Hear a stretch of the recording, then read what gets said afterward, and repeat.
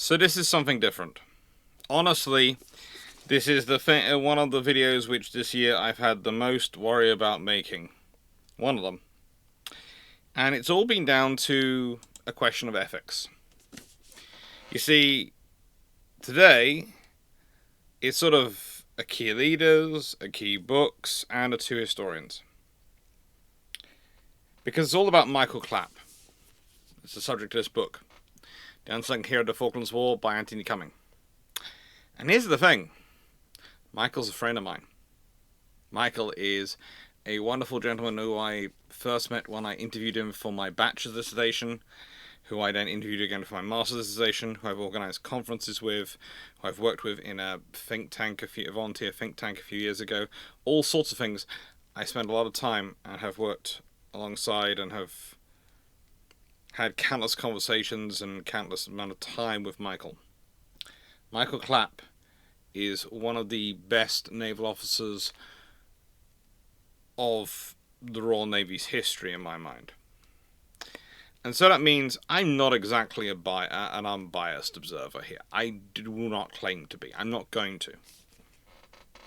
So today's talk, because it's also written by Anthony Cumming, who's also a friend,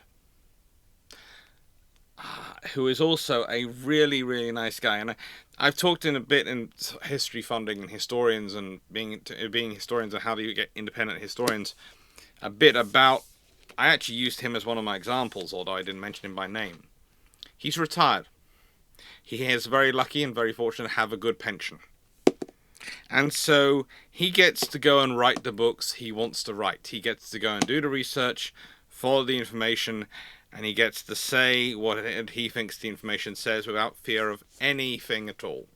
You take away his book income, you take away, the books from him, it doesn't affect his quality of life, his family's life, one jot. In fact, it probably makes it cheaper because I think he probably spends more money doing the history than he actually gets from the history. But he loves it. He loves it. And this book is an absolute product of love, of history, and of friendship. And so, despite my having rules about reviewing my friends' books, and despite my having rules about not wanting to basically get involved in things where I'm going to be too biased, where I know I'm going to be biased, I couldn't let this part go past and not talk about it. In the year of leadership, I cannot let a book about one of the best leaders in the Royal Navy's history go past because I happen to be friends with both the subject and the topic, and the author.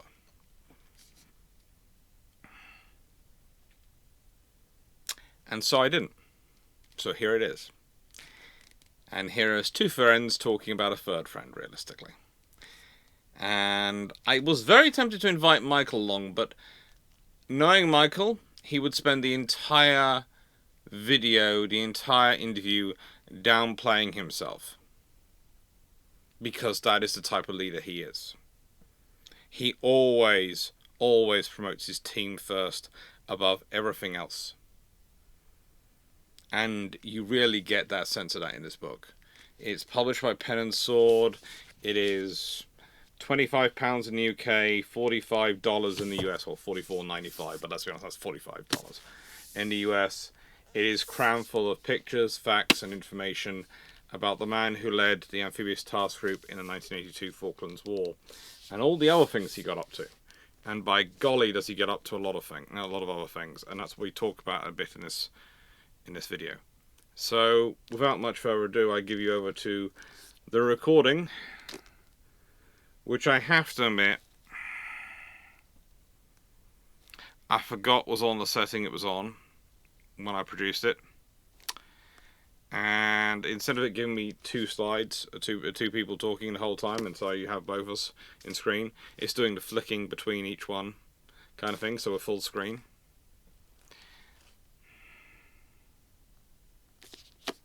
I hope you don't mind it. I hope you don't mind.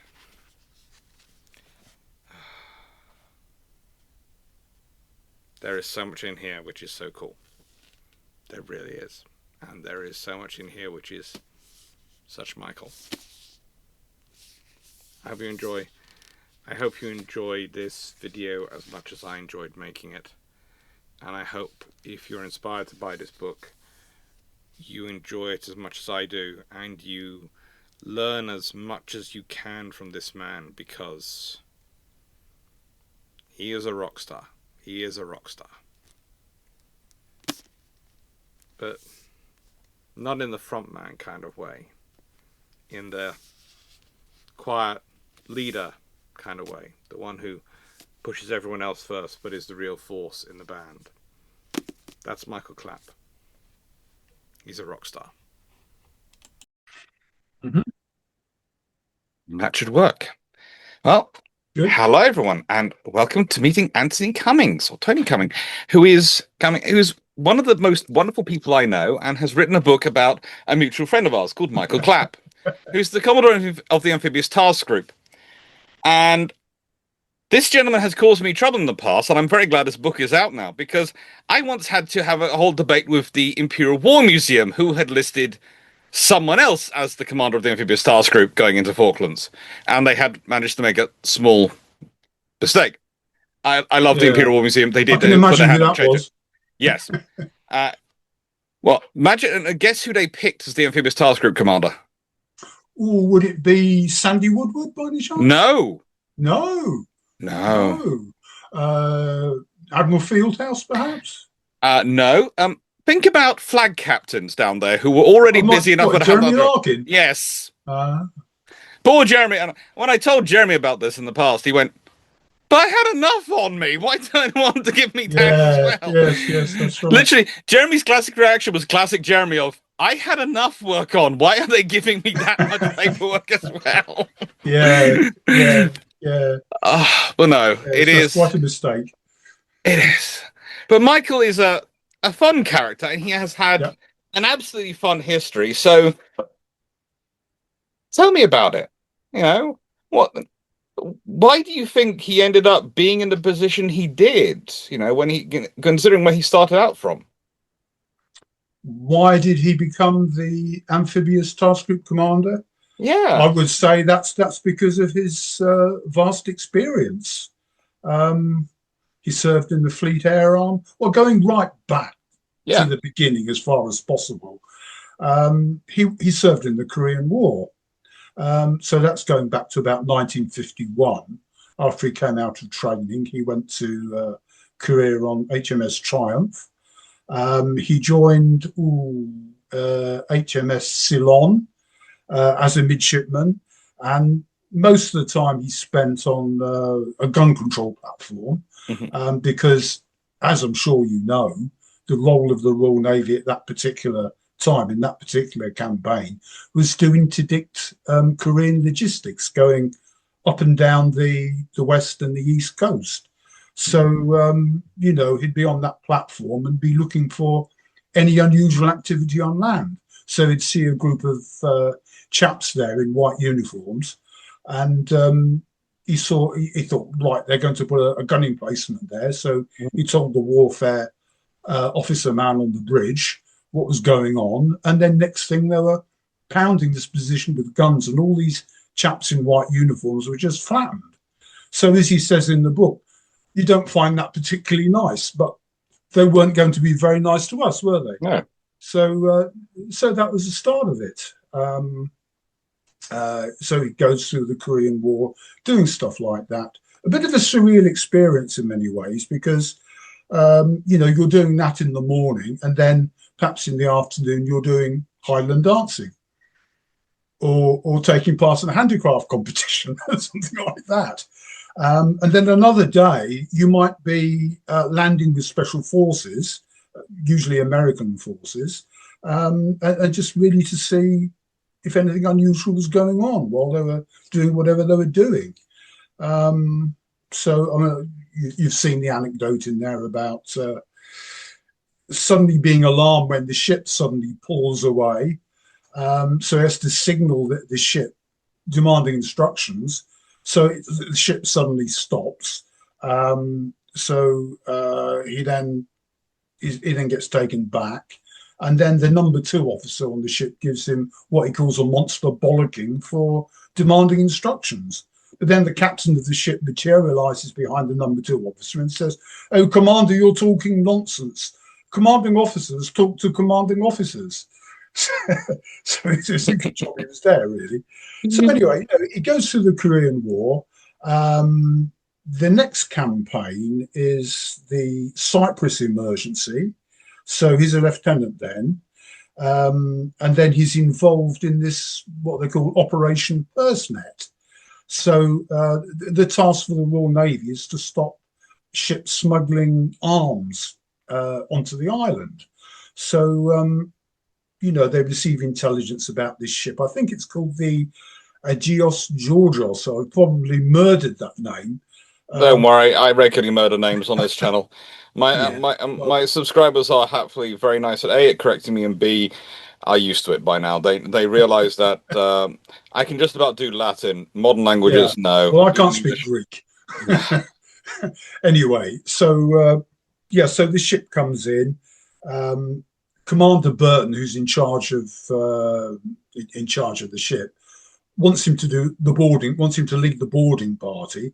So he insists that he wears his heavy seaman boots and a cricket box, of all things. Why has he got to wear a cricket box? Because Commander Burton served in the Palestine emergency, and apparently there, a lot of servicemen were injured by women jabbing them in the nether regions with knitting needles. So he's got to wear this. So he's very kind. He didn't want this to happen to me, he says. Yeah. So he wears all this clobber. He leads the boarding party. He gets to the boat. He decides he's got to jump now, so he jumps.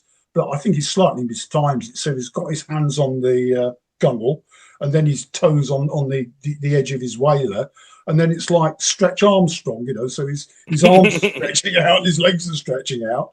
But he says this chap aboard kindly leans over, grabs hold of the seat of his pants and pulls him aboard. So he rewards this chap by pulling his pistol on him. Of course, they're all sort of quite terrified. And so that's okay. So he captures the ship. And then he has to supervise the unloading, take all the explosives off, which unfortunately includes these cartridges used for starting the engine. Well, I don't think he realizes what they are. And then afterwards, after all these explosive items are taken off the ship, he suddenly thinks, "Oh dear, what if the engine stops? I won't be able to start it again." But anyway, that's okay. So they get back to Paphos, I think it was, and everything's okay. The thing is, you and I both know how polite and how nice Michael is. I can just imagine him going, "Oh, thank you very much for doing that." And "Oh, sorry, I'm here to take you the prisoner and investigate your stuff." And he'll do it so politely. They're probably sitting there going, "That's right." Yes, he is right. He's one of the nicest people you'll ever meet. Yes, he is. He's a gentleman, isn't he? That's the thing about him. Yes, and this is one of the themes in the book. Really, it's about leadership. Yeah, because he had to learn, during the course of his career, how to command, how to lead. He started learning this, I think, at Marlborough School, and in the Boy Scouts. And he learned how to communicate with ordinary people. He used to go on holiday to Padstow, and he'd mix with the fishermen's children.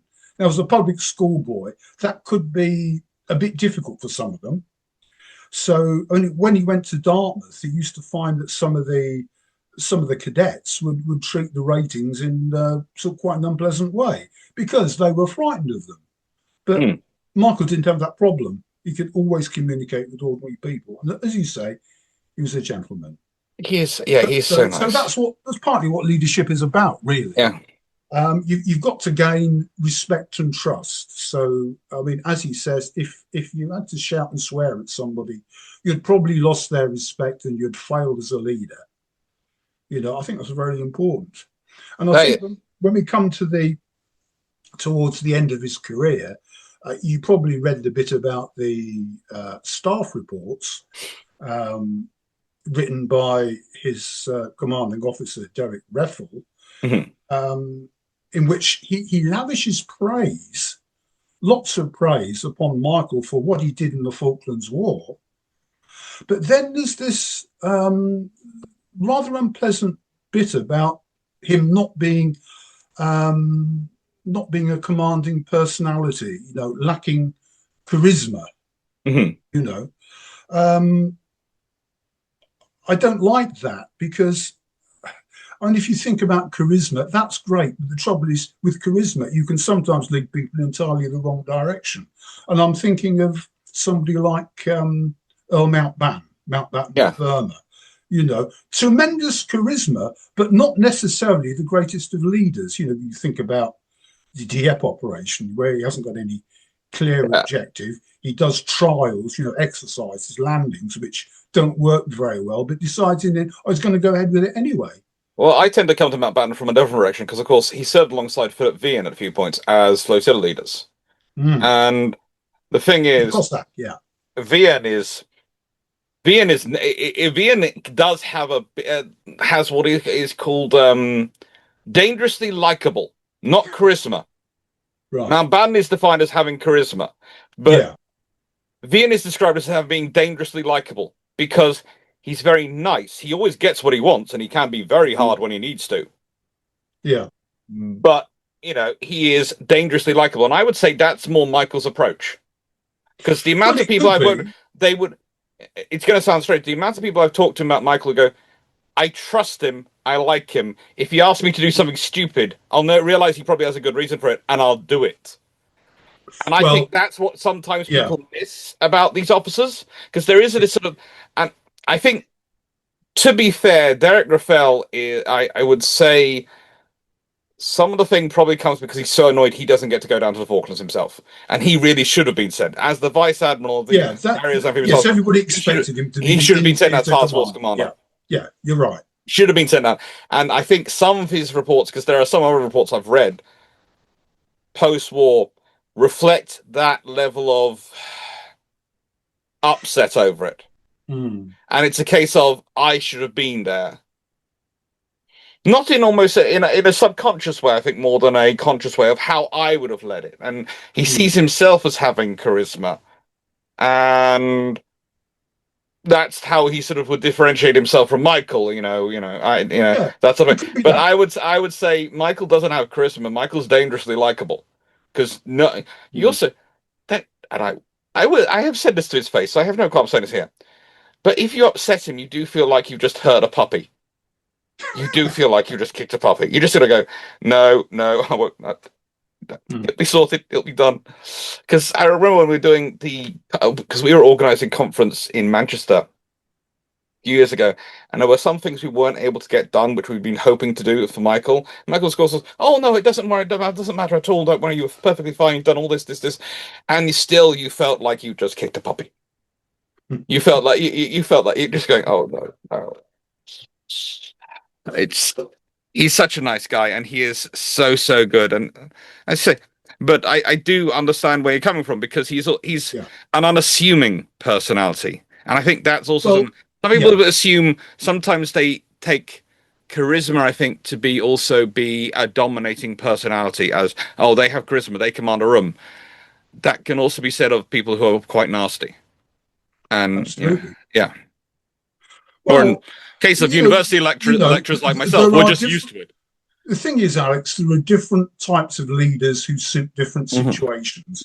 And as far as the Falklands were concerned, I think Michael was the ideal type of leader. You need a facilitating type of manager, somebody who'll get the best out of their subordinates. Now, I think if Sandy Woodward had been in charge of the landing operation, if he'd been there, I think that could have been an absolute disaster.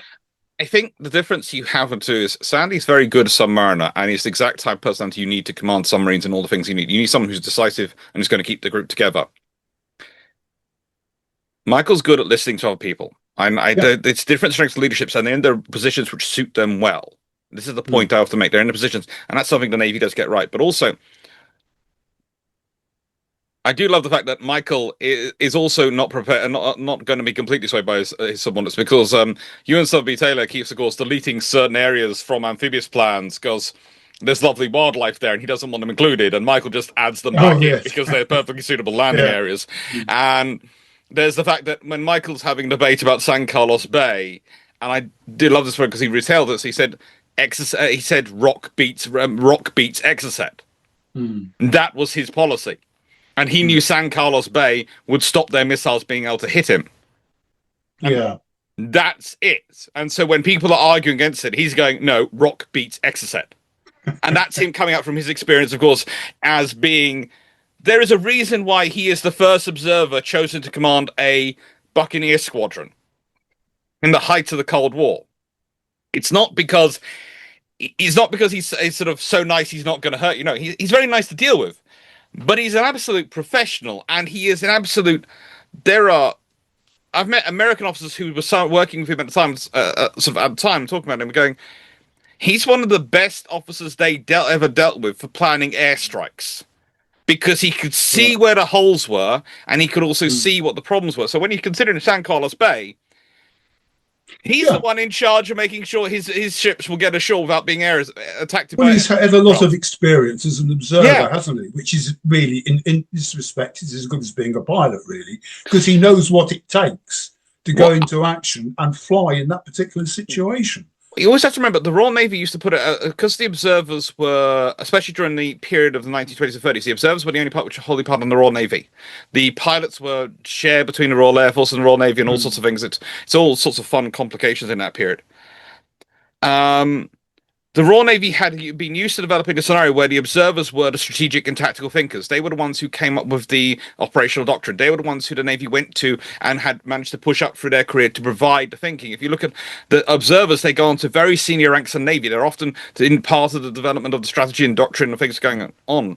Even if today we're talking about anti-submarine warfare, the observers are the leads in the ASW from the helicopters, and the pilots are referred to as cab drivers. Or the chauffeurs. They go where they're told by the observers. So observers have always been a kind of an important thing in the Royal Navy, and I think, to an extent, I think that's part of the problem with the Harrier program. Is the Royal Navy loses the observer part of the fixed wing aviation, and for a while they're struggling to work out how we're going to fill the gap, because the observers were the ones who... The pilots thought about flying the aircraft. Observers think about using the aircraft. And Yes, that's the difference. That's quite good explanation, really. So really, trying to put himself in the position of the Argentine attackers at St. Carlos, he knows what they've got to consider as they crest the hill and they see the warships there. He knows what's going through their heads. Yes. So I think that's important. The amount of times he's told me he'd have loved some octuple pom pom mounts. Yes, that's right. Well, as we know, the missiles, the Rapiers were useless. Really. Yes. Well, it didn't help that they were put in the wrong positions. It didn't help that the computer they programmed in the computer they system put them up in the mountains, didn't they? Right at the top. And had to look down through a cloud, which wasn't easy. They programmed the computer to defend the landing zone, not the ships in the bay, as well as the landing zone. Yeah. And when they found the criteria, they found that the closest one was only 400 meters from where it should have been. They sit there and go, that's quite a big difference with a Rapier missile, and also quite a big degree of elevation in that particular area. Yeah. Well, even the Sea Darts and Sea Wolves didn't work that well, did they? Because they were computer-guided. You've got ground clutter from all the mountains, and they just didn't work as well as they should. So in a way, you're going back to the Second World War, aren't you? You've got, in the end, you're really depending upon ratings of machine guns and observing the aircraft, jumping over their hills and coming towards you. That's the funny thing, because Michael's the best experienced person to have this because of his experience earlier in the Korean War and the Cyprus incidents and in Malaya and all the other things. But also, he is also the person who best understands how all these things are going to affect aircraft and air attack and missiles coming in. And he's basically... This is the fun thing, is that at the same time as the Royal Navy's having trouble with their missiles and systems because of these things, he's using those very things and has planned to use those very things to defend his task group. Yeah. Because literally, his entire task group defense plan is basically more out of Yeah, rock beats missile, and if we're here, here, and here in the bay, and if we put these ships here, and Well, why are Fearless Intrepid parked where they are? Well, partially it's because they're the bastions at each end of the line, and able to, provide morale. yeah, so he's the Al- ideal person then. Also, because in the nicest way, when you jump over the particular ends, which you're most likely to come from, the first thing you're going to run into is going to be the thing which is going to be festooned with the most machine guns, which is hopefully going to put you off, so you're not going to Yeah. bomb the rest. It's a And great that's name for literally it, it. isn't it? It's a great name, isn't it? The Claptrap. Yes, and that was literally what he was called. It Mm. was called the claptrap, and it worked. You think about the ships which are damaged in Bomb Alley and those various things, and you look at Mm. San Carlos Bay and you go, "You guys should be massacred." Yeah. You actually do disturbingly well, especially until the BBC tells everyone that you actually the bombs weren't fused Yes, correctly. yes, that's right. They told him all about the fusing problem. Yeah.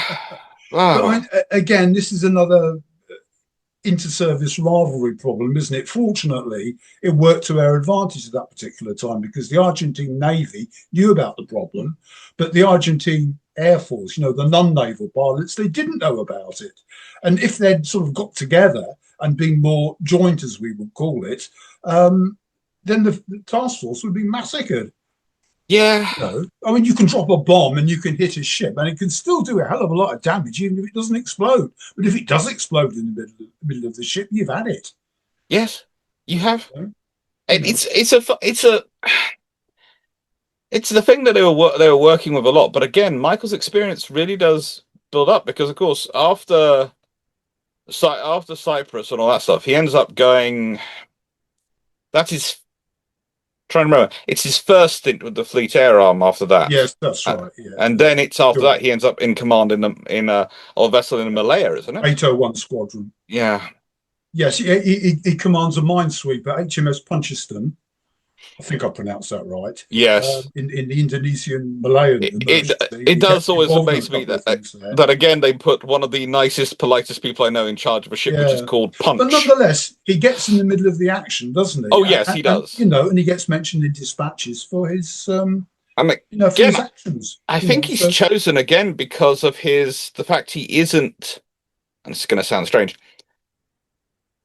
He is not one of those people who's going to react. Michael is very easygoing in terms of life. It takes a mm, lot to get a reaction out of Michael, and getting him angry. I think I've well, seen him angry once in all the time I've known him, and that was on someone else's behalf, not his own. right, okay, I it takes yeah, yes, I can see that. Yeah, yeah, he won't get it in the nicest way. He's not going to get angry. He's not going to react. He's going to think before he does things. yeah. He's going to make a decision, but he's going to think before he does things. And Mm. 801 Squadron was interesting though for him because he was very 801 Squadron is. I know from talking about this in the past. I'm sure you've heard of Spain. That squadron meant a lot to him. Mm. That time with that squadron. It won the Boyd Trophy, didn't it? Mm. For basically bringing the Buccaneer into service. Yeah, And developing it. They're very important aircraft. yeah, I had an Airfix model of it when I was a kid. Perhaps you did too. But that's a yeah. fantastic aircraft. I You still know, have them somewhere. yeah, They're just stored. I still haven't finished moving house, so I still don't have any of my models out. They're all stored yeah. nice and safely in boxes, But hopefully. he's in with the development of that aircraft at the very beginning, isn't Yeah. he sort of helps develop the Blue Parrot radar and strike sight. I mean, that seemed to have been a fantastic system, and that carried on into the 1990s. He Um, is he is one of those people who does get regularly selected, it seems, by the Navy for his skills and his yeah. capabilities. He Mm, is he is.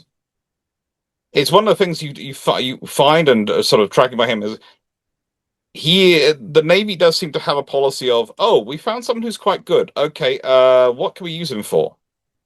Because he does get experiences which you wouldn't not normally expect a young officer to get that level of experience that quickly, if that makes sense. or perhaps he was just in the right place at the right time. Well, I'd say that, but also I'd say I always get the feeling that Michael gets picked out possibly because of his niceness. Like I don't know because chatted with him a few times, and I don't know if you've got this sort of had similar things. So the amount of times he said, "Oh yes, I was just sitting quietly chatting away in the mess, and I chatted to this person and this person," and he seems to have ended up chatting to quite a lot of senior officers quite often, and then it's not long afterwards that they go. And they're obviously looking for someone to do something. They think, we need some of that rank. Oh, he was nice. There is an advantage to being a nice leader, to being someone who and also the more senior officers can go, okay, he wasn't asking for a position, but he was nice and chatted away. Yeah. Michael never asked for things himself.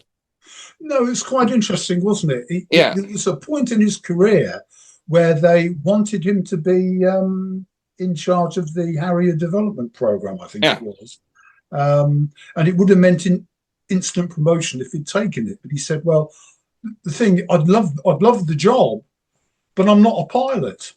And yeah. you really, most of the problems that will emerge will be Flying once, and from you. the pilot's perspective. So he said it would be very selfish if I took it. So he kind of reluctantly turned it down. So I mean, he'll do the right thing. I mean, I think that's very important. And I think But that's one not of the reasons why do the he's right thing. trust.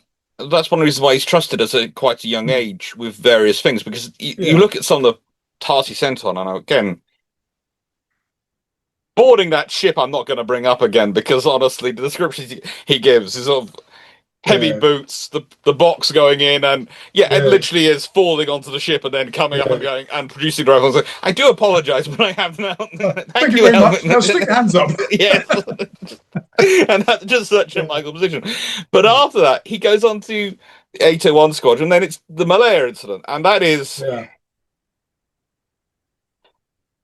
I don't know. You tell it better than me, I think. But the story of he gives of because reading in your book, you tell it better than I do. The story gives of them all on the vessel where the aircraft are flying over, yeah. and he's holding fire because he's not starting anything. Yeah. Well, But he he keeps knows, cool. He keeps cool because yeah, the other ships panic and yeah, they start firing at each other. But these patrol boats are coming towards them, and he's got one chap with a Bran gun on one side, and another chap with a Bran gun on the other. Um, he's on a gun himself. The trouble is that the front of the ship, the bow, comes up mhm, and it blocks forward fire. But anyway, he keeps calm and he goes towards them, and with this arrangement with the Bran guns, these two chaps, they manage to stop one of these ships. They get a bullet through, I think, a bullet through the carburetor, and they take this ship, this patrol boat prisoner, mhm. and then take him in. And that's, I suppose, luckily, that gets reported in the Daily Express. It's an incident on the Rajang River, I think. And then there's another incident, isn't there, where you get uh, these Indonesian patrol boats come zooming in. Um, but then they turn off at the last moment because a flight of Hawker Hunters turns up. On that particular occasion, everything's fine. There's actually some cooperation between the Navy and the Air Force. But as I say in the book, that's not always the case. There seems to be No, a lot of seems to be a fair amount of discord going on, really, between the RAF and the Navy in that particular theatre, there unfortunately. are certainly certainly are some issues going on there. This is it's quite a funny time for them in that regard. But again, Michael also has a bit of a lucky star, I would say. He does get the luck and these things. Yeah, yeah, yeah. Well, I think as Napoleon said, when asked about his commands, he said, "Is he lucky? Is he Yeah. lucky?" And that's the most important thing, as far as Oh, he was concerned. yeah. And Michael certainly is lucky. Yeah, well, you need to. Well, the whole Falklands campaign really depended on luck, didn't it? Yeah. And let's face it, the Argentina should have won that. They had so many advantages, but for various reasons, they squandered it. If they got the Well, timing right, if they got the timing, just waited a few weeks, they would have yeah. won it, wouldn't they? Well, if they made it so we'd had to actually go down there in the winter down there, we would have been absolutely annihilated. Yeah, yeah, Because I know because I'm looking at going to a trip to the Falklands, and the first thing I said was, "We won't be going down in winter time. We will not be Mm, going down there winter," and that made some people look at me and go, "What do you mean?" I went, "No, no. Our summer is their winter. We're not going down in our summer. We're going down in our winter to their yeah, summer." yeah, yeah. That's right. I, That's I, right. I have no wish to, as much as I love the Falkland Islands and I love the people down there and they're all very lovely. I have no wish to go near that and near that go there in the winter. No, it's an interesting looking place. So I've seen a couple of very interesting videos on what the Falklands looks like today, and in the right weather, it looks fantastic. Yeah, in And in fact, it's not actually a cold place. It's warmer than the UK, but unfortunately, it's very very windy, oh very yes, very bleak. It feels colder than it really is. Um, don't seem to be many trees there. because he has also fun on his well your chapter the chapter's entitled World Cruise and the Shah, but again this Oh yeah, shows that this is Michael being Michael. HMS Jaguar. Yeah, Yeah, yeah. and Michael having again again he did he pulls some things off in his career which you look back to him and go, I'm not sure if that's luck, skill, judgment, or you have a god on your side somewhere, my friend. What were you thinking of particularly? The fact that he managed there's so many instances on there which could have quite easily turned into on the world cruise especially instances Hmm. which could have turned into international problems and they just Right. get Okay. dealt with. He again your book's quite good. Your book's goodness because he's going around and he's having a lovely time. Yeah. His crew are having a lovely time. Everyone's having a lovely time, but he's also handling the diplomacy quite well. The stuff he's having to deal with, Oh yeah. and Yes. he's Yeah. doing. I still what you mean. Yeah. Yeah, he's. Yeah. It's one of the things of I have. The more I study it, the more I've dealt sort of the presence mission, the diplomacy mission, naval diplomacy, how you do these things, how you study all this. The more I've got to the level of that's not easy. And No, it there is isn't. no training for naval officers No. in it. And I was going to Michael say there's does no it training for well. any of that at all. No, You have to be a diplomat, but yes, where's the training for that? no, I there don't isn't. think there is And any. he pulls it off. And again, when you look at his background, you're sort of going, okay, yes, he's naturally diplomatic because of the way he's grown up with friends and all these things. But also, he's going to go by his naval career. He's been doing boarding actions. He's been dealing with fighting, controlling, not fighting when he needs to, Mm. and holding the guns back and taking those things. And now he's doing diplomacy, That's and right. he's And expected to drop in. And the it's only again, preparation. it's to an extent, it's the nice guy Michael, which Yeah. is helping him with diplomacy because he doesn't think first about these people as they are something which, and this comes through very well in your book. He doesn't treat them as if they are their title. He always thinks of them as a person, and he's nice to the person, and he thinks about the Yeah. person before he necessarily thinks about the title, which Yeah. works well for him. But I can see others it might not necessarily work for, but for him it works well. And there Yeah. are it's funny to think about in terms of diplomacy because again, it's not so much common, probably commonly perceived today. But these officers, they are when they're going around these places, they are acting as ambassadors, and they have the Absolutely. same power in some regards to influence Yeah. relations as ambassadors. Officially, they're not. Yeah, He was told, you're not to show the flag, but effectively, you are, aren't you? You're representing the country when you go to these places. yes, and when you And the are only doing preparation you have really is ballroom dancing lessons, so you can attend social functions. oh, I do love that Oh, and that ballroom was funny, dancing wasn't it? lessons. Yes, Really, the ballroom dancing at Dartmouth, where the cadets have to dance with each other. Oh, and that was funny. Well, there are plenty of local girls in Dartmouth who would have been very happy oh, to have gone there and dance with the cadets. But knowing you I have the can't older boys dancing with the younger boys dancing backwards. Well, I mean, actually, they've done that for decades. yeah, They to an don't do extent. it now because they've got Wrens going there, or WRN officers. But for There. decades, that's what they did. I would say though, a knowing a as a girl who's only recently been through Dartmouth, she would prefer them to be dancing with each other than with her, considering they kept squashing on her feet. And also, as something I don't know if you got this under Michael, but I once had a chat with Michael and of course his wife, and she actually thought it was good that they did the girls' part as well as the boys' part. That Did they learned she? both sides because it meant they were better. They were more understanding to partners when they had someone in there when they were doing something. So they're less likely to step on their foot and cause trouble because they understood what the other person was supposed to be doing as well as what they were supposed to be doing. So they knew it from both sides. Well, I And hadn't quite thought of it like that. she actually thought it was quite terrible when she heard that he might have stopped teaching them that way because Mm. that's useful. You know both Yeah, sides. You are yeah, therefore less likely to step on my foot. yeah. Yes, that's right. Ah, No, that was quite an interesting period, really. yeah, Um, yeah, that time that he went to, yeah, that's right. When he went to Australia yeah. and New Zealand, and And he they've all wasn't the with issues are any going. briefing, was he, about No, what was happening on the world stage?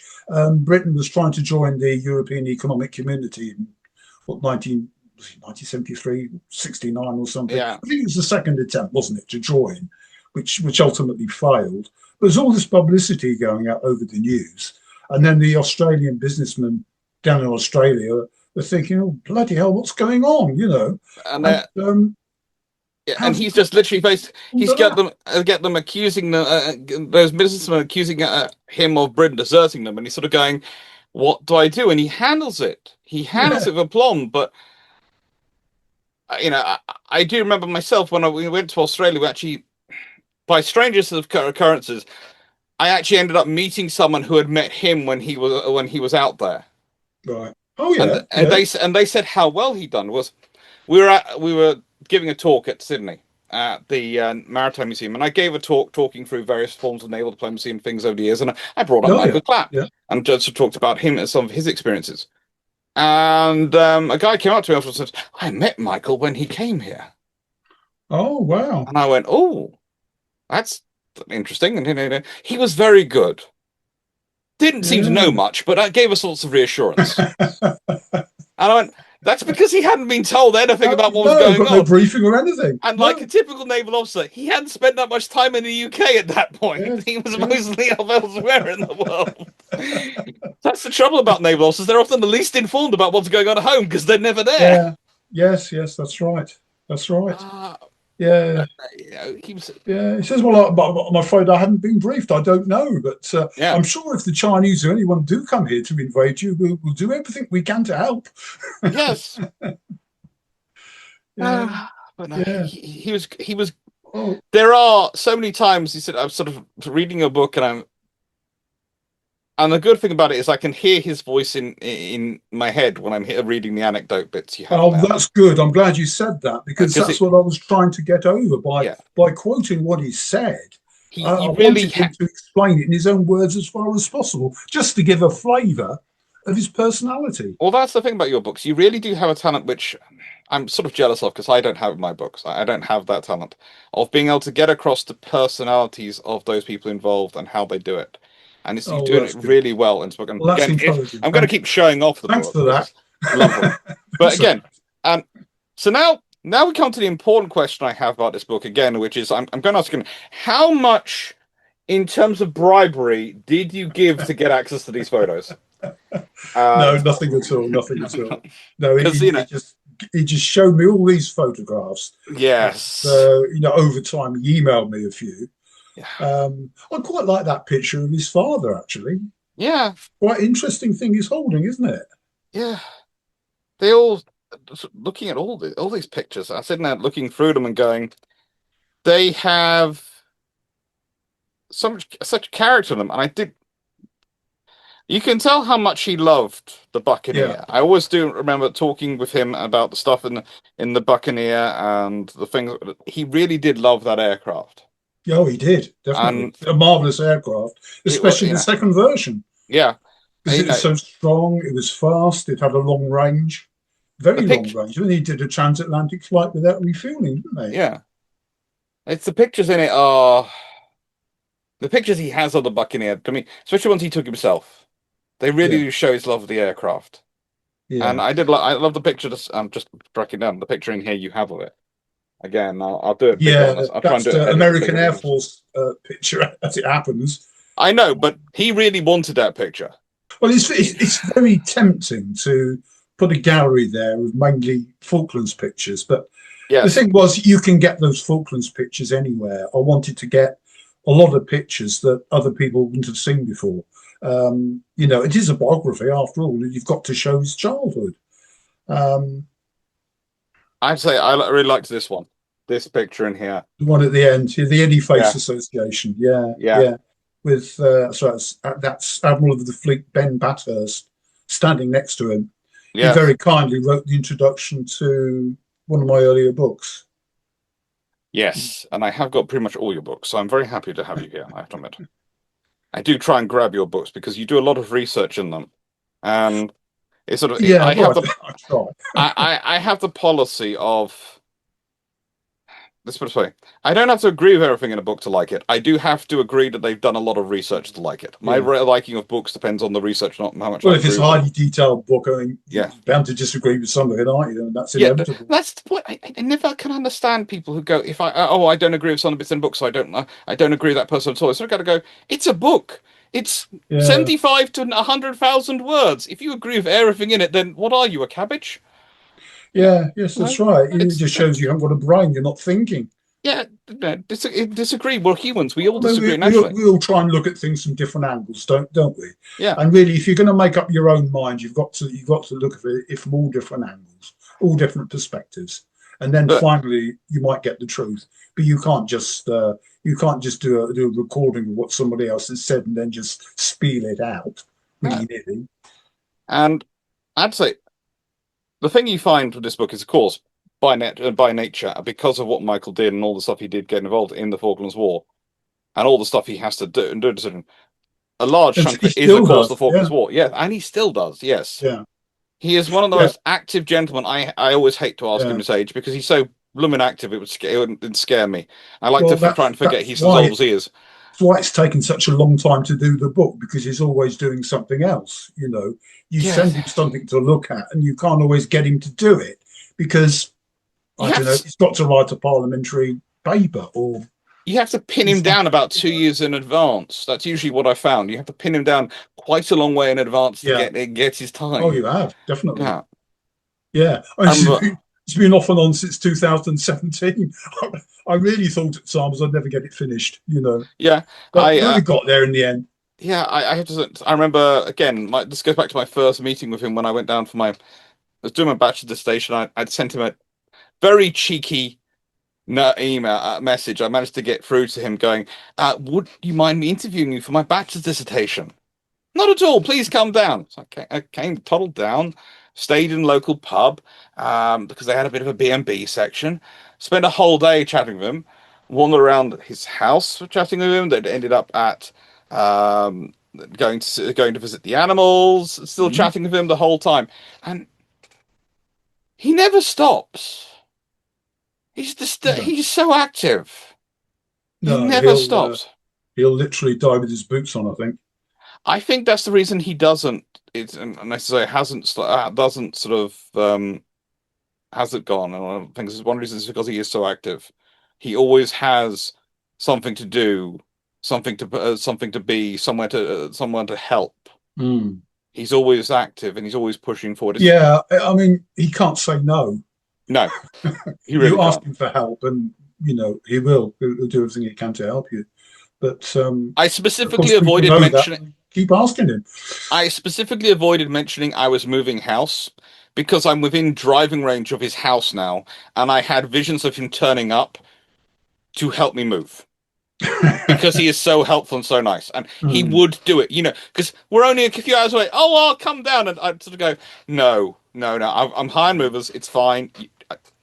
I'm not going to tell you, and I think I might have upset him a little bit because I yeah, didn't tell him because I think he would have come help, but no, he yeah, is far too nice to do. But no, and then of course he gets Commodore amphibious warfare, and yeah. he's almost surprised he gets the role. I Mm, think. Because one of the things that has happened at that point, by that point, is it's been kind of well known that Fleet Air Arm officers aren't getting senior roles because the Fleet Air Arm, the Navy's getting rid of its carriers, and they're not really going to be pushing up. And so, quite a lot of officers like him are Yeah, expecting not to, that's a good point. Yeah. not to get. And then he gets the Commodore Amphibious Warfare, Hmm. and he's sort of surprised, but also quite excited with the role. Hmm. He likes the idea of, I think, and I get this again in the book. He likes the idea of what he can do in the role, of how helpful he can be. Yeah. But I also Yeah. think, and He I'd like, recognises how complex it is as well. yeah, the thing that I think this is one of the things I wanted to ask you about this. Part of the reason I think he was selected was because he can get on with anyone, and it was realized quite literally early on that his role was going to be fraught with people to fight with because Hmm. he has to both work with the Strike Fleet commander, because the amphibious warfare technically supports him. He has to work with the local Royal Navy commander. He has to Hmm. work, who's supposed to escort him. He's supposed to work with higher NATO command, and he's relatively junior. And Yeah, that's a that's position right. that can very quickly turn into a very problematic position if you're Hmm. not good. Yeah. And bear in mind as well, he's a captain, isn't he? Yeah. And he's taken the responsibility really of a rear admiral, Well, especially when he goes to the Falklands as a task group commander. yeah. He's effectively a rear admiral in terms of responsibilities and what he's got to do. Because he's got the same responsibility as really as Sandy Woodward and of Julian Thompson and of General Moore. And they all depend on him because if he failed, they'd all fail, all Yeah. of them. And I think because he was only an acting Commodore, he only got a companion of the Bath. Yeah. Whereas, as you know, General Moore got a KCB. Um, so Moore got that. Woodward got KCB.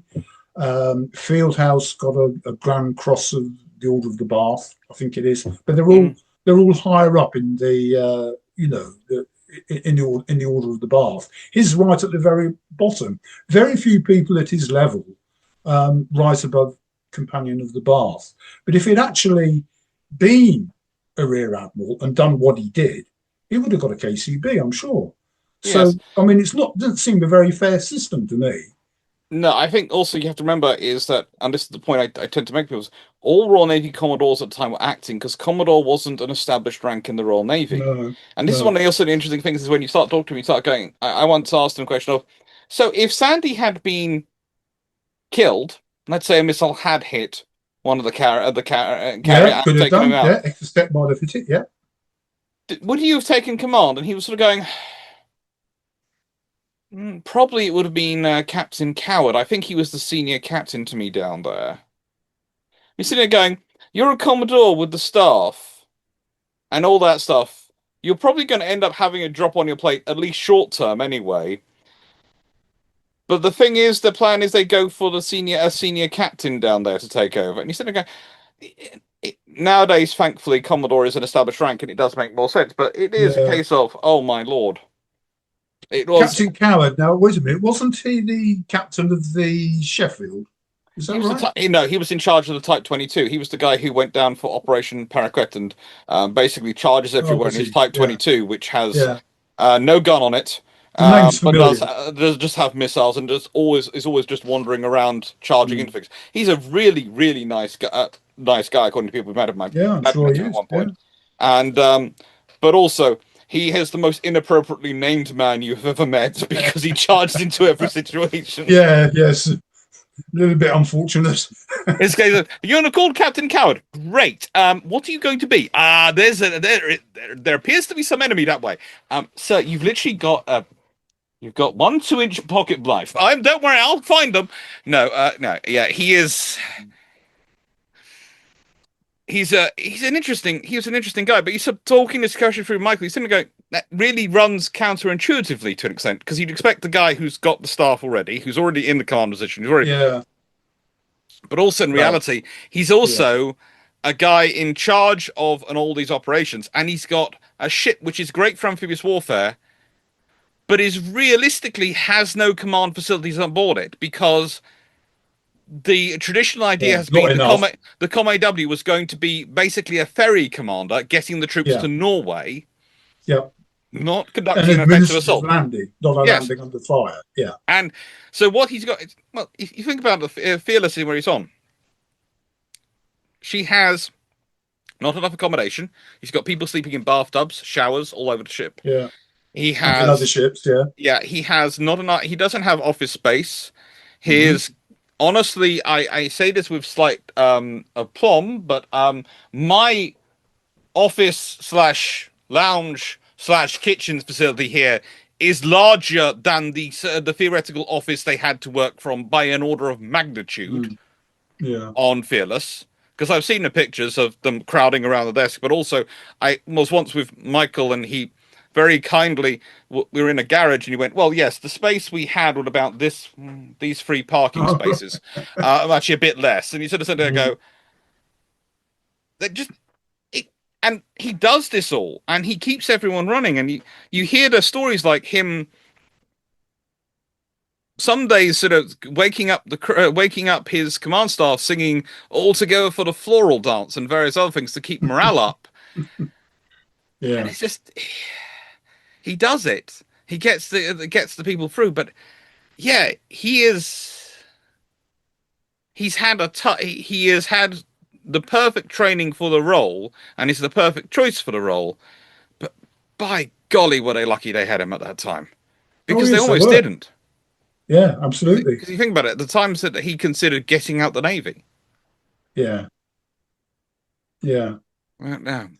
So Yes, it was unfortunate that he felt he had to leave when he did. But I mean, at least he got the Falklands War done. But it hmm. was I wouldn't have really have expected him to have left the Navy just 2 years after that. Uh, No, and let's be honest, when they talk about they do say at some point, "Oh, would you like to stay?" And he goes, "Well, what are you going to do?" Well, we can't offer you anything. We can't guarantee your promotion or guarantee your commitment for the next few years, etc. We just want to keep you around a bit to get your information. He's sort of going, yeah, "I yeah, have to go because of my family. I have wife, kids. I have to do things for, and I can't have them living on this life of promises of maybe summer, possibly summer." And yet, yeah. no, I think. Hmm. But he Well, is, they did offer him a job, didn't they, as yeah. flag officer sea training, which I must admit I thought, well, that sounds like a backwater command. Marcus says, "Oh no, it wasn't." And Jeremy Larkin says, "Well, perhaps he should have taken that because that was an opportunity in which he could have passed on some of his Falklands War experience." Oh But yeah. then, of course, he says to me, "Well, that's not what I wanted. It's come over as a favour from a friend, and I felt I didn't want a favour like that." He said what he really wanted was to work in the Ministry of Defence itself and to have some impact on policy. Now, I don't know for certain what the reason was, but I mean there are various possibilities. You know, like the like their leadership only being interested in supporting the British Army of the Rhine and just doing what are basically administrative landings. Um, I since he left the Navy, he's still been very actively involved in trying to shape defence policy. Well, Yes. he has been very involved, doesn't he? Yes. If you look on the internet, you'll see the evidence that he gave to a parliamentary subcommittee back in the end of 2017, beginning of 2018, about trying to keep amphibious warfare a central part of defence policy. Um, and it looked like that was working, I've got to say, because it was. Unfortunately, the present government, when they took power, I think one of the first things they did was cancel HMS Bulwark and HMS Albion, which really means we don't really have an amphibious capacity in the way that we used to. We've got these smaller Bay class ships, but they're just not up to it. And They are you logistics can't ships. use an aircraft carrier as an amphibious ship. I know, okay, you can launch helicopters from them, but you can't bring them close inshore, especially the 650,000 ton things that we've got, these great whales. You can't bring those on shore and sort of organise all the offloading because it's going to get sunk. Well, this is the point. You don't bring carriers in that close into shore. You don't. You do bring amphibious ships, and they've got. One of the troubles is they've had plans for the replacement for Albion Bulwark, and the plans for successor have been going on for so long, and that's just one of Yeah, those programs which, frankly, if we get into that, we will spend the rest of this time I'm discussing sure it that and will. complaining But about that, basically, it's rather just than talk about about Michael. raiding now, isn't it? And it's just about pulling off a raid here and there, and a relief I mission I I think once in a while. I have a feeling that a lot of things are going to have to be re-examined in the coming future. I have a feeling that it, to my mind, UK governments are still coasting on the idea that wars of choice is a doctrine which they can afford to follow, and I don't think they're going to be able to do that for. No, I don't think they're going to be able to do that any longer. I think soon that's going to be no, gone very I short. think the politicians are badly out of touch. Yeah, I think the experience of previous wars, where you have a situation where everybody's very sorry for the service people who are caught up in these things and they get injured.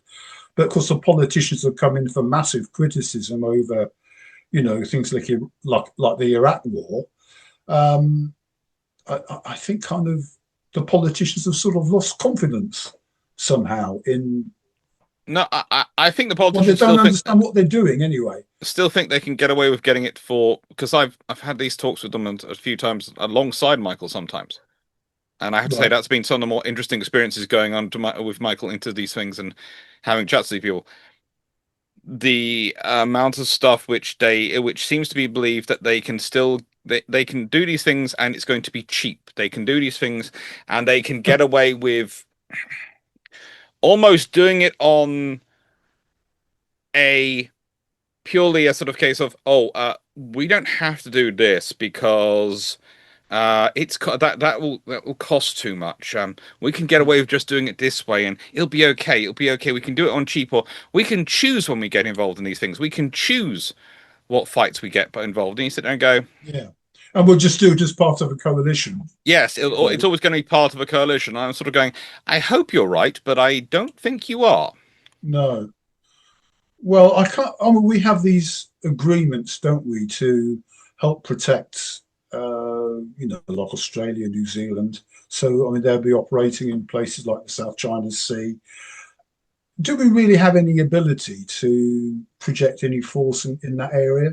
Because I mean, it seems to me that You since do probably that. about 2010, all the emphasis really, well, I mean, it goes up and down a bit, I know, but really since about 2010, the emphasis has been more about Europe. I think And we do it's not have supposed to have been, I we know, but if you look at what they actually do, we do uh, have those capabilities. I think one of the troubles that we have is we're still not quite sure what our role is hmm, and what we are supposed to be doing. But again, this is something which Michael gets involved in a lot, and it's one of the fun yeah, things when talking about him again, as he's being so active, is he gets involved in stuff. I think again that might have been why, and this is going to sound like I'm projecting, why Michael doesn't get necessarily where he wants in the run. If going Fost, he would have been able to foster. Sorry, I couldn't resist it. Uh, a lot of his experience into the wider navy. But I also think that could have been a problem for the government with if they don't realize what the navy at the time, because he would have started encouraging officers, because he's one of the ones who really fundamentally believes that the officers need to get involved in debates. They need to be part of the discussion. They need to be yeah, explaining things.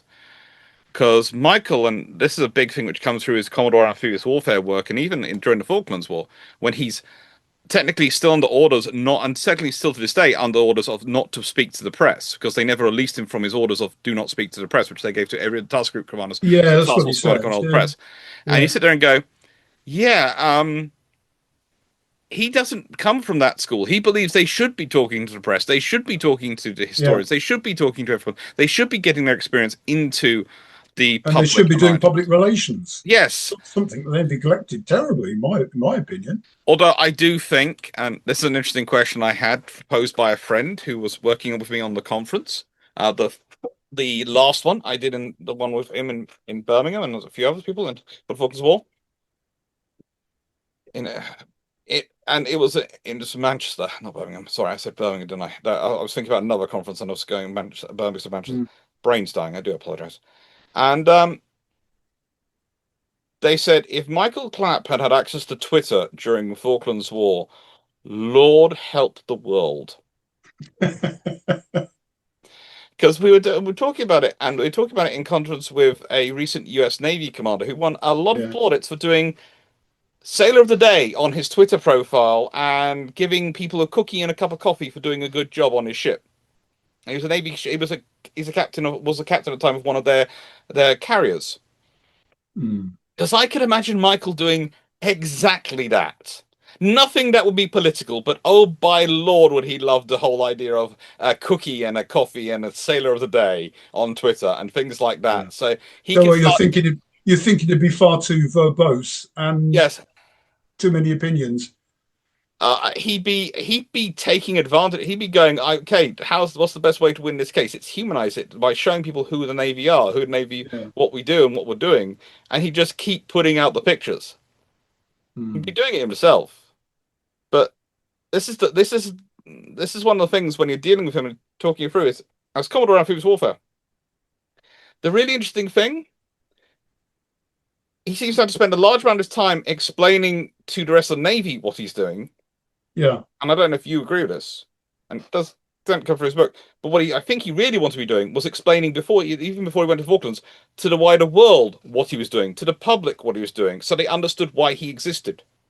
And to an extent, why his boss, Derek Rafael, existed as the Admiral Carriers and Amphibious Warfare, because why do we exist? Why are we still of service to the Navy? Yeah. And he didn't feel that was being expressed. I think there could be something in that, really. And in a way, it's linked with his comments about the study of naval history, because when he was doing his training, they didn't really do any naval history, Mhm. and he thought that was incredible, incredibly bad. Yeah, Um, but really, they do need to do it, I think, because you've got to draw some lessons from the past, and it provides an opportunity for naval officers to discuss things and formulate ideas and plans. Um, it's to me, it seems to indicate a kind of lack of imagination. Uh, I mean, I may be wrong about this. I don't know, but I think the trouble with a lot of naval officers is they're a bit too technical.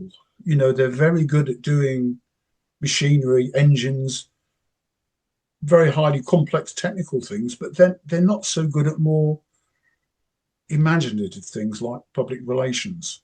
I think Michael would be good at that, and he's got quite a wide span of ability. I think he can do technical things, but he can also persuade. I think I'd put it in a slightly different way. I'd say they have so much training and so much time that has to be focused to the very complex level of technical things they have to deal with. Mm. That the other part of their relationship or their sort of Yeah, education, I it think that's gets what Martin suffers. Robson said. Yeah. And I would add to that also that to an extent, what are they promoted based on? Mm. And this is the things that you often get on. So I ask people to go, so what you're asking your organization, and I sometimes get into this level of some of the consulting I do, I sort of go to an organization and I go, okay, so you're complaining you're not getting senior people these skills. Are you Mm. promoting people based on those skills? Or are you promoting them based on something else? And if you're promoting people based on their technical ability, you'll get a lot of technicians, which Andrew Yeah. Cunningham used to complain a lot of naval officers were. Even in his period, he would claim they're very good technicians. Mm. And he'd call people technicians, and sometimes he'd write in his book that they're a very good leader. And Yeah. you immediately knew there's a difference going on here. Andrew Cunningham's world, the naval officers were technicians or leaders. Yeah. And I would say again, and I can understand that because it's so complex. Some of the stuff they're It wrestling is, with, they do. You can especially understand, these days. and Yeah. you're going to get promoted based on your ability to deal with that, which is going to lead to you being very technically very good. Mm. And the only way to balance that out is to have is you either need an education or you need some people who are promoted maybe less for their technical ability, but more for their ability to be the public speaker, the Yeah, person who can explain it, what they're doing, who can turn it into capabilities. Because the usual joke I make is the fact that the Brunels and the Musks of this world, they're not always the best engineers, but are usually the best at explaining to people who are going to financially back them the engineering of what they want to do.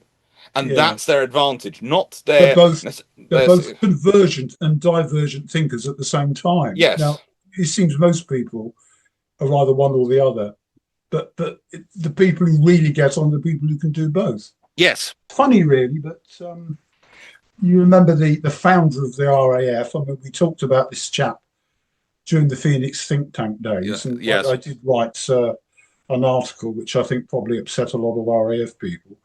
But I think one advantage that Lord Trenchard had when he was starting out I can't find it now, but he was very interested in getting a variety of different people to join the Royal Air Force Yes. because he was starting from scratch, Yeah. really, and he wanted the engineer and even the crank. He says Hmm.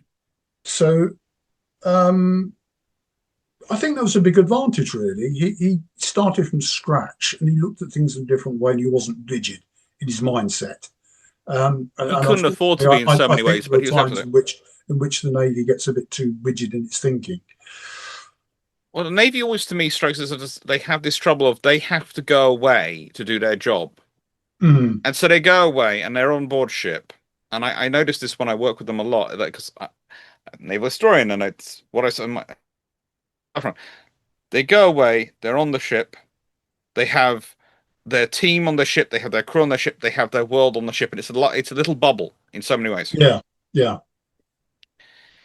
And it doesn't always, and this is what a lot of retired officers have told me, when they emerge from that bubble, they realize that the world doesn't necessarily run like that because in many ways a ship is like a small village.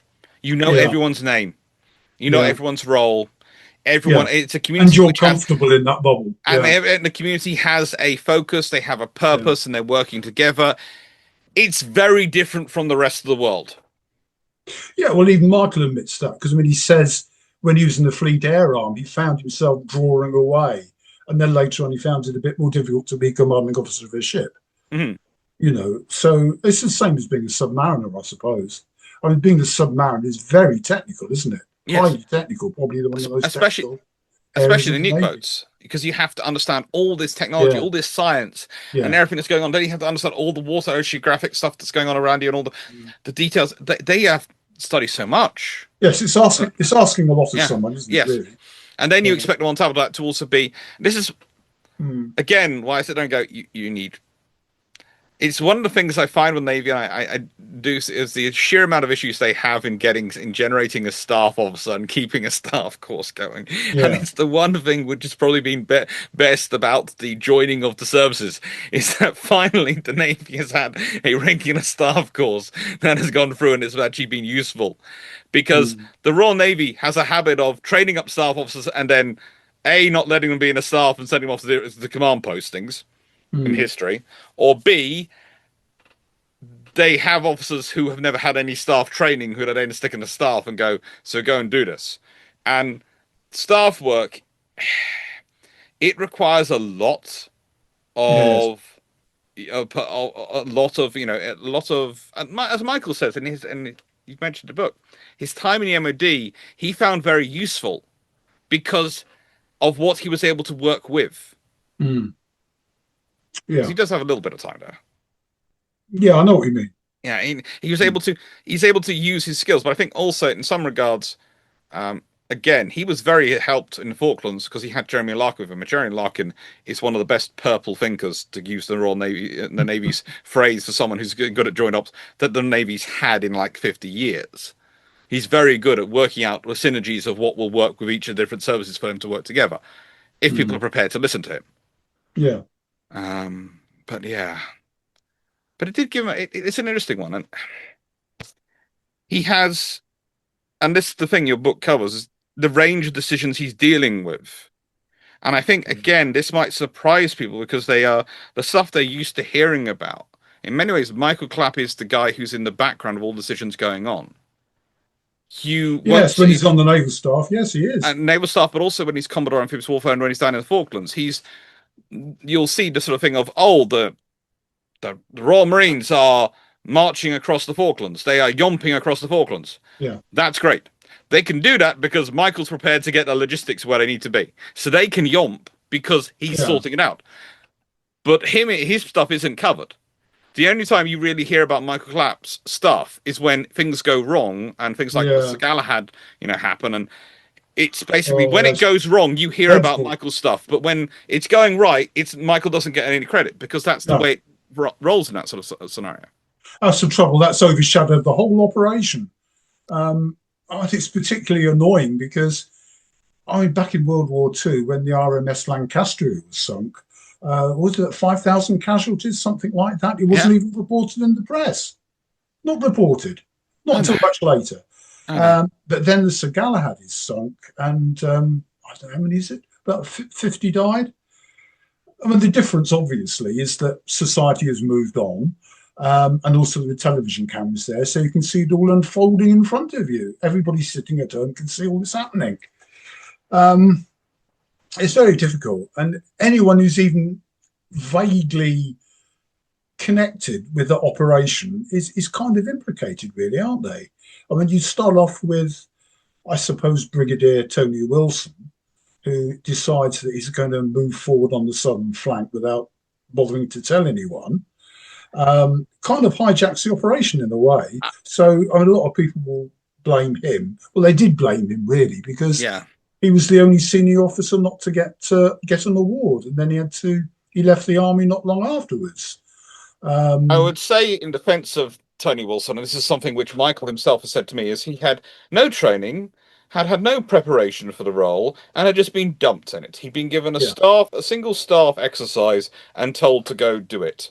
yeah, And at no point had anyone even given him a book on amphibious warfare, let alone, and he's trying to almost act as he spent his whole life trained to fight in Germany and fight yeah, under the rules of NATO fighting in Germany, and suddenly he's on an amphibious expeditionary operation where the rules are very, very different. mm, Where you can't just where seizing an advantage and jumping off and doing this thing is great if you have a huge amount of logistics sitting yeah, behind you and you can take advantage of that. yeah, If you don't have a huge amount of logistics sitting behind you and you can't take advantage of that, you can't do those operations unless you work them out with everyone. And that's something you need to think about. And I always remember, especially the Sir Galahad incident. Michael had been promised, he hadn't been able to go check himself, he'd been promised that their masts wouldn't stick up over the hills, that they wouldn't be yeah, seen.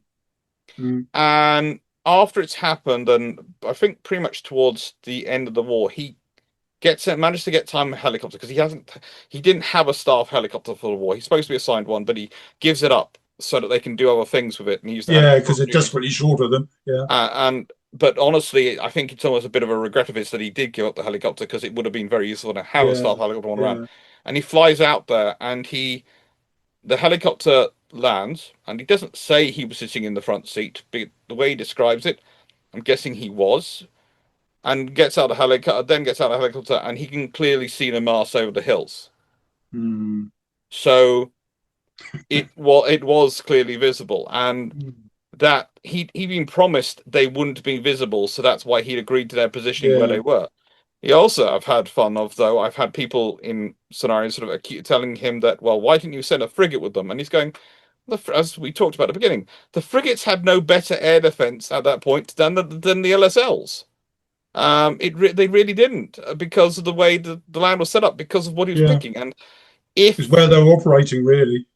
and if he'd been set up as he'd been promised, with them not being able to be seen, Mm, they would have been fine.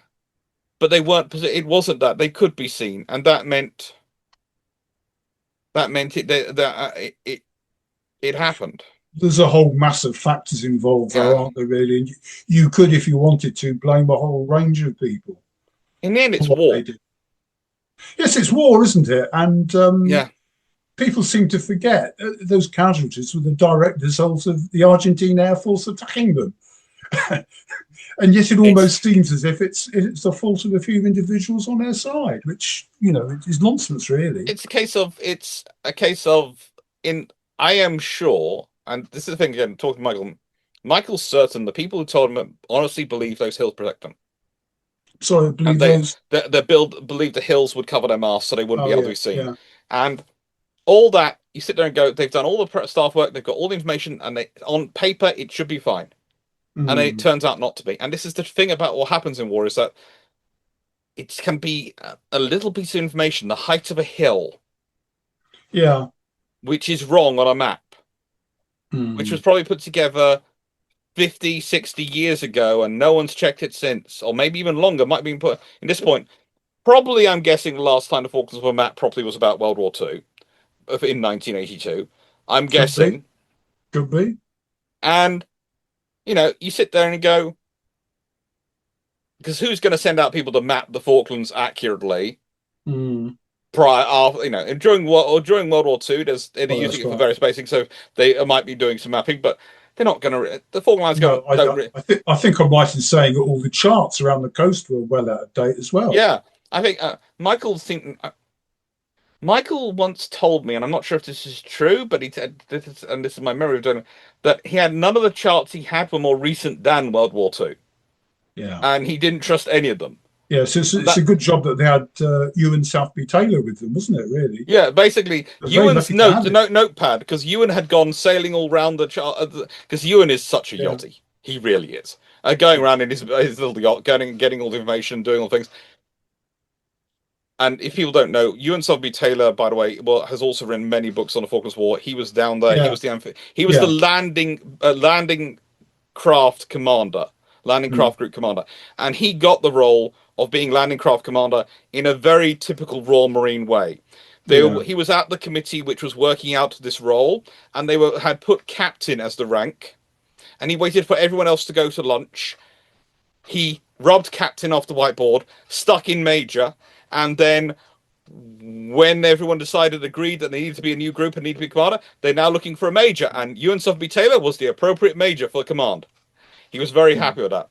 yeah. Absolutely. This is a tradition in the Royal Navy and the Royal Marines, in that if we consider the first captain of HMS Queen Elizabeth was the Commodore in charge of the program hunting for the first captain of HMS Queen Elizabeth, Right.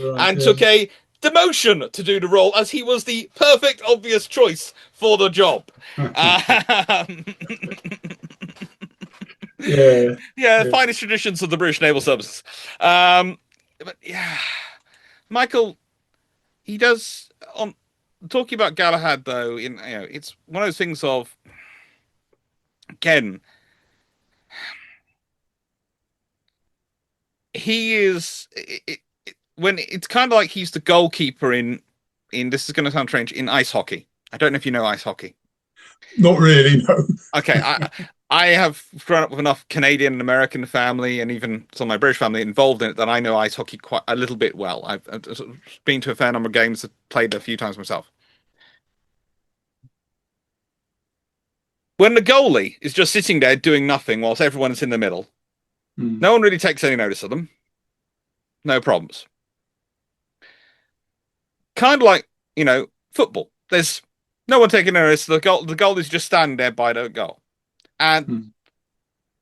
the only time people really take notice of the goalie is when stuff goes wrong. And the reason this Yeah. is slightly worse in ice hockey than in football is because when it goes wrong, you hear big buzzer, lights start flashing, everything. Yes, we've got a puck's gone in the goal. Yeah. And And it's that's the the same fault when, of the goalie. yes, not the defenders in front, not the team which has been trying to stop it. No, it's the goalie's fault that it's got in there. And it's the same with Michael, in that when he's working well as part of the team and everything, and he just stops the puck and just passing it backwards and forwards, no one's paying any attention. When it Mm. goes wrong, that's when you see people Yeah. talking about it. Yeah. Yeah.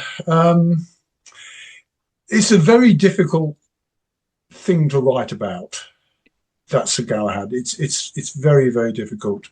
Um, I don't know whether you've ever read the Board of Inquiry documents. Yes. They're hopeless. And Yeah. they're so redacted. It changes the whole meaning of things, because there's one bit, and if you read the original, shall we say, Hmm. where they appear to be criticising Michael for not checking the contents of the signal properly, um, even though somebody else was dealing with it. But there was, it seemed to be criticising him for not supervising him, and seemed to be saying that he was suffering from fatigue. So, so you've got that set of documents, and now when I look at the documents that were released last year, and that redacted paragraph is opened up, Hmm. the whole meaning actually is changed. And I don't think they were criticising him at all. They were criticising a member of his staff whose name we don't know. Um, Michael will probably never allow the person to anyone to know the name of the no, member of staff who's he arrested. wouldn't. No, No, he wouldn't. the Yeah, buck stops with him as far as he's concerned. absolutely. Even when it probably shouldn't. But It wouldn't do any good anyway. it's like that. It's a case of the amount of times you read, and I always say with signals and things that are coming to staff, just think about the sheer amount of signals they receive a day, and also especially when they're down there without the in theatre commander of Derek Rafael. Yeah, Not to make us all about this personal bugbear of mine. It means they get all the signals coming down from task force are coming down directly. All the ones coming from London are coming down directly to the various task group commanders. Michael also has the other fun of he has the SAS with their own satellite phone going back yeah, to the head 10 Downing Street. And every yeah, time he tells them no because he hasn't got the equipment to assign them, they get on the phone and complain up there, and then he has to refight the battle. And yeah, he yeah. does. One of the fun things is It's impossible, isn't it? him and Michael Rose were still having this debate down in the Falklands a few years ago, and I do laugh that they will have a drink together and they will still have the debate. And Michael would both Michaels would go, yes, but I was right, and they were both right because the SAS guy Yeah, wanted to do what the SAS guy wanted to do, but Navy guy is going. Michael Clapp's going, yes, but I only have so many helicopters, and I need to do this boring thing called logistics. yes, yeah. That's right. That's right. Yes, and that operation you referred to was Operation Paraquet. That was a loss of two helicopters, two Wessex Yes, helicopters that collided, and yeah. they could really have used them later. Yeah, Michael, I think again one of the only times I've seen him look mildly angry was when talking about the loss of his Sea Kings during certain operations before he got down there, because Sandy Woodward went, "They're on my ship, so I can give permission for them to be used," and no one Mm, told Michael that they were being used. And Michael's going, "I need those. Those are my medium lift helicopters. I mm, need to yeah, actually move logistics around and people." yeah. Because Tell me, that business of Intrepid, the other LPD, yeah. not going, not dropping off the Scots Guards in the place that was expected, and setting off a sequence of events that Mm. you could argue probably led to the tragedy. Did Peter Dingemans actually really have engine trouble? Yeah. You think he did? Intrepid, Intrepid had all sorts of issues because of the way she'd been speedily reactivated. Because basically they've been running her down and using her as a parts farm for Fearless. Right. So Yes, I she's can see them doing that. Yeah. so they'd reactivated her, got her all working, but she was basically that the Intrepid's down there is being held together by the power of the force of will of her senior engineer. Yeah. If Mm. anyone else is also the second most overlooked person from the Falklands War after Michael Clapp is the chief engineer of the HMS Intrepid, Yeah. because Yeah. Nobody mentions him. and never mentioned at all. No. Yet, basically at certain points, he is literally keeping that engine together and that ship Yeah. going by sheer force of will. Um, Yeah. I only know about him because my dad was a naval architect and worked with a lot of the people Oh, yeah. post That's right. Falklands War Yeah. to discuss this thing, and Mm. he once had dinner with the two engineers from Fearless and Intrepid, and they were at Mm. a dinner together and they were talking to each other, and the engineer from Fearless was basically spending half his time complimenting the engineer from Intrepid for actually A, Yeah. keeping the ship, and B, not having killed himself doing it, Yeah. because it the reason I remember it is my dad said to him, "Oh, you would have probably like to be my father-in-law then, because my granddad and I share a trait, shared a trait. We're both functioning insomniacs. We don't need to sleep that much. We don't. I basically I do 36-hour lives and things on my YouTube channel, but I also do I Yeah. really don't need to sleep that much. I will sleep for maybe every other day or something like that. And yes, Well, the yeah, I that do was one. wish that was better known, really, because Peter Dingemans is criticised really for, not being aggressive enough. And well, there are various rumours circulating about it, I know, but and that's because it, again, it's probably quite unfair.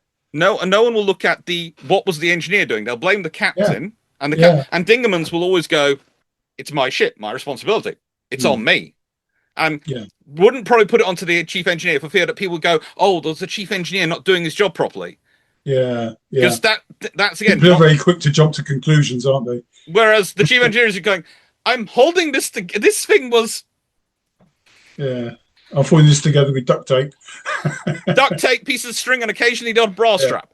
yeah, In the tradition of the fairy swordfish, we mm, actually the fairy swordfish is a great example because they actually did have manuals on how to use bra wire to repair bits of them. That's the Royal Navy in war, but again, it's the stuff which comes from the Falklands War. You sit there and go, but surely we should have been better by that point. No, we weren't. no, We weren't. And no. I, it's It one of comes the down to how good you are at improvising, doesn't it? yes, Extemporizing. In fact, the whole operation was like that, really. the whole of Falklands, Improvisation. whole of Falklands War was incredibly improvised. Yeah. Anyway, um, okay, so I always finish whenever I do an interview with someone whose book I'm talking about and whose I'm sort of book thing. I always finish off with the same question Right. because I find this is the thing which most authors wish they were asked, and it's certainly the Okay. thing I wish I was asked. If people take away one thing from your book as a lesson, what would you want it to be? That's a very good question. I think you've got me there. Um,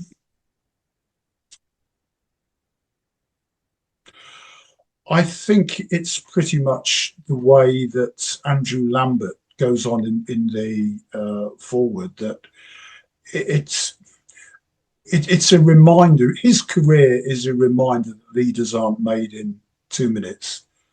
You know, it takes it takes many years, a broad range of experience to create a proper leader. So I would think that's one of the things I'd like people to take away. And the way we record history um, isn't necessarily the best way of trying to ascertain who gathers the laurels and who gets the credit, Mm-hmm. if that makes sense. Oh yeah, it does. It Yeah, does. Anyway, yeah. oh, So it's a sense of justice. I mean, for his sake, I want fair play, and I don't think he's had it. no, he So, hasn't. so that's the most important thing. That's the main aim of the book. I want his contribution to the Falklands to be better recognised than it is now. What that would look like, I'm not sure, but I think upgrading his award from a Companion of the Bath to a KCB would be a good thing. Um, I think perhaps even upgrading his retired rank to Rear Admiral would be a good thing. Oh, Um, they've in a graciously way, made it Commodore now, haven't they? They've made graciously. They have upgraded that to made him a Commodore. Commodore. Yes, they have Yes. upgraded him to that, but that's Uh, not really quite the same as being no, Rear Admiral, is it? no, it isn't. And he Yeah. did. So, and when you read various accounts of the Falklands, his name is there, but it doesn't crop up that much. No, I said he is the person in the background making sure everything Yeah, works, but he's the yeah, person forgotten because he's not doing the flashy things. He's doing the things like the logistics, the yeah, making sure you have the materials. It's like they talk about the Royal Marine Advance. That's great.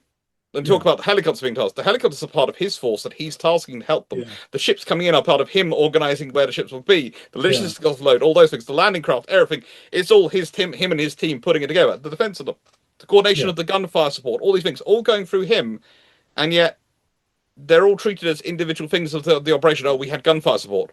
Why do you have gunfire support? Well, the Commodore W has organised it, but that doesn't yeah. turn up. We've got gunfire Well, support. I think it made a big difference the fact that Sandy Woodward had the the media reporters in Hermes. Yeah. And it was Sandy Woodward that appeared on television. Michael never appeared on television at the No. time. Did Jeremy Moore? I'm not sure. Pretty sure Julian Thompson didn't. So I think the focus was on Sandy Woodward. I think And Jeremy as I Moore say, did walk into the Falklands or into Stanley on things like that. I think he did yeah, manage a bit, but not much. But not much. Jeremy was, Sandy Woodward, I yeah. think, was the main focus of press attention, and of course they kept calling him Commander in Chief of the South Atlantic Task Force, and we know he wasn't. I mean, that No, was but he, Fieldhouse's role. but which annoyed I Fieldhouse. understand why they got confused, but they did. But for them, it's quite simple. He's the senior naval officer down there, so he must be Yeah, in charge. And you sit there and yeah. go, unfortunately, the world isn't that simple these days.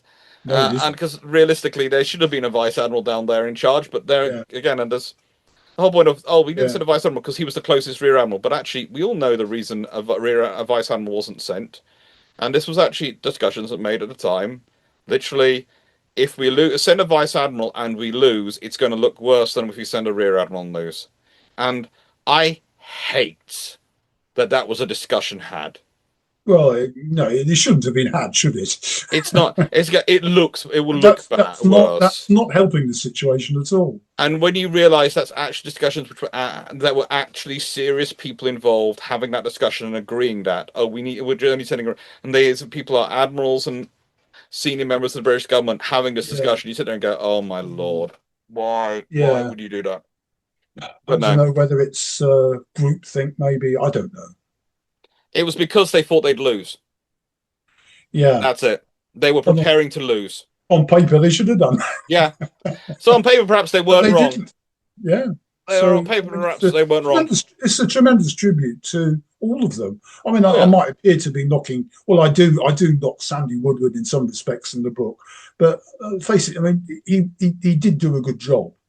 Not in not Yeah. in communication, but I mean, Oh, in his tactical decisions. I Great. had the great pleasure of meeting and working with Sandy on several occasions, and I have to say, it took me a while to explain to him that I wasn't a junior officer, Yeah, and he couldn't bark orders at me in the politest way. I was a volunteer and I was a PhD student, not a junior officer. yeah. So I would be very helpful, but I wasn't a junior officer. And he went, "Oh," because Well, you know he that all was. came through in his emails, didn't it? Really, Yeah. But the thing is, he was very sorry once he realised what he'd been doing. yeah. But that But he was his. kept doing it though, didn't he? He kept doing it time and time again. I know. Then he'd send an email That book he wrote, apologising for it, and you'd sort yeah, of feel that's bad right. for the poor That guy. book he wrote was fascinating. I mean, Yeah. he did recognise his own shortcomings, but Yes. it didn't stop him. No, it was such He an just carried ingrained on. personality trait. He He'd carried do it, and then on. he'd apologise for it, and he'd go, I don't worry. I didn't take any notice. I nicest way I was busy. It was. Do you think he was autistic? Would you say? I have the label of being I'm dyslexic, so I'm always very careful about applying labels without Yeah, actually having gone. yeah. But I would Labels say, don't help, do they? with Sandy, if there was ever someone who was on the spectrum who needed to be assessed, it was probably him. Mm, But it's kind of like, when you're dealing with Montgomery and a few others like that, they are very yeah. good at what they do, Mm, but yeah, and they just. yeah. Sandy was lovely, but yeah, Tony, thank you for A coming, and pleasure. I hope people really love your Yeah. book. There'll be a link down below, and Well, it's a thanks a lot, really, Clarke. really cool book. It's really Good. worth a Thanks read, very much. I and much thank you. appreciate that. And All I right, hope you Alex. enjoyed, Well, and hope you enjoyed this, and hope to see yes, you again yes, soon at some point. absolutely, absolutely. And we'll speak again. You will Okay. do. Take care. Bye. Cheers. And so, hope you enjoyed that. Now, if you're noticing, there are bits which have disappeared. There is a reason for that. Historians got together. We are friends, and it's kind of like with the Bill Trump's podcast, which used to be about 4 hours or 5 hours recording, and then would be a 90 minutes to 2 hours, a 2 hour actual podcast. Why? Because there's a lot of stuff talked about in there which is not relevant to the topic. Because at one point we had there was a whole anecdote which I related about Glasgow archives, which just wasn't needed in there. It really wasn't. It was making it far much longer, and it didn't need it. But it was something within the conversation of me and Tony were having made sense, but you don't need to hear a 10-minute discussion about lighting in Glasgow archives. and a few things like that. So they have been removed. Um, but yeah, I hope you enjoyed it. I hope you found it interesting. And I normally finish these videos off with a question. And so the question is going to be appropriate to your leadership. Do nice guys finish last? I don't mean by this that nice guys aren't good leaders. I think, as Michael Clapp shows, nice guys can be incredibly good leaders. And as I said, Vian was very nice to his people around him, and he was usually considered a very good leader. But do they finish last when it comes to write-ups? Because they don't think to demand the attention, to demand the need, and if they don't demand it, they don't get it. Be interesting to hear what you think about that. Think about that in context of other leaders around the world in history who have been nice guys. Do they finish last when it comes to the attentions? Take care. Thank you for watching. Hope you enjoyed. And if you liked the video, please do like, share, and subscribe. There are going to be more of these again throughout the Christmas period. I have no idea what next week's is going to be, mainly because I have two potential ones, which I'm trying to organise.